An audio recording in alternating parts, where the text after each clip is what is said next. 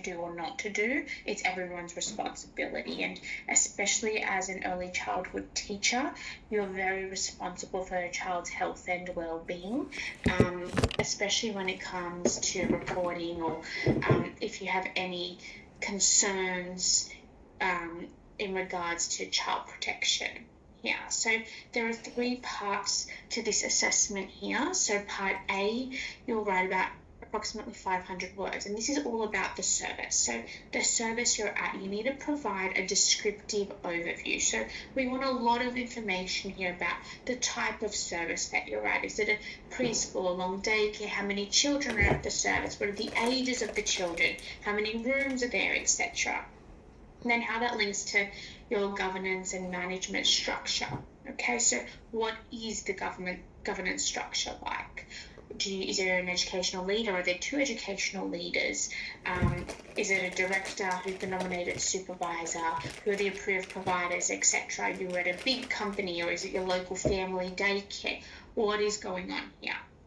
The community and family demographics. So what is that like? What's the community like? Okay, what are the family structures like within your service? Majority of you can break that down any way you want. It is a case study. You might want to add in some pictures here. However you want to structure it, perfectly fine for this part A. You want to really look at key service policies relating to child protection and child safety. So from the policies at your service, pull out all of them that relate to child protection in some way. You might want to look at how or which ones refer to different quality areas as well here. Okay, so being really mindful of that.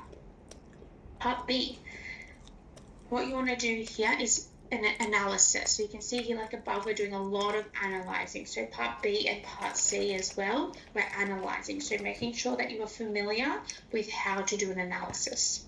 Okay, so you have about 700 words here, approximately 700 words for part B, and you need to analyse your service against the National Quality Framework.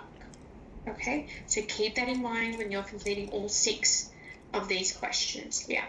So the first one is about child safety and how it's embedded in your organisational leadership, governance and culture. So how do leaders and educators promote a culture of safety? Well, policies and behaviours determine this. So you can either refer back to part A when you're looking at the policies. You can list them.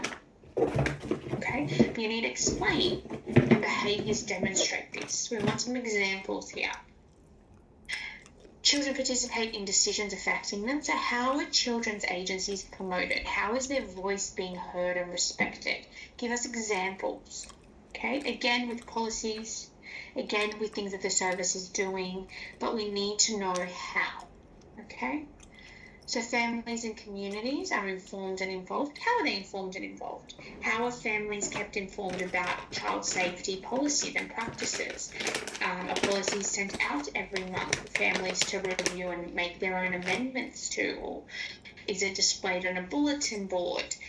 Is there a weekly newsletter? How are families kept involved? So these are some questions you're going to have to ask your director or your early childhood educator, whoever it is, your ed leader, potentially room leader.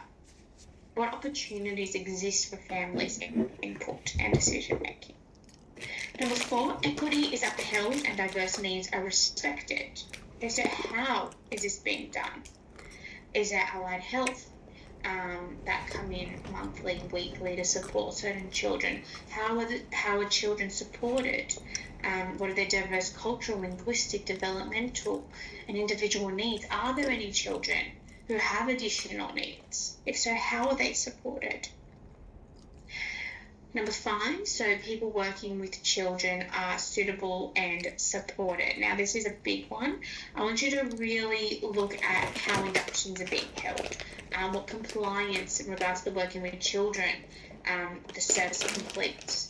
Are there police checks that need to be done? How does the service ensure this compliance, this professional learning? Are educators and staff sent on monthly training or professional development? Is there someone internally who comes in and does that? What is being done to ensure that staff are supported? Okay, and what about the staff that are already at the service? How are new staff members coming in, being inducted? If the staff already have adequate and a lot of ongoing child protection training, what is the service doing to then bring up the new staff members to speed? All these things need to be discussed. And then processes to respond to complaints and concerns are child focused. So what systems exist for reporting concerns, allegations or breaches of policy?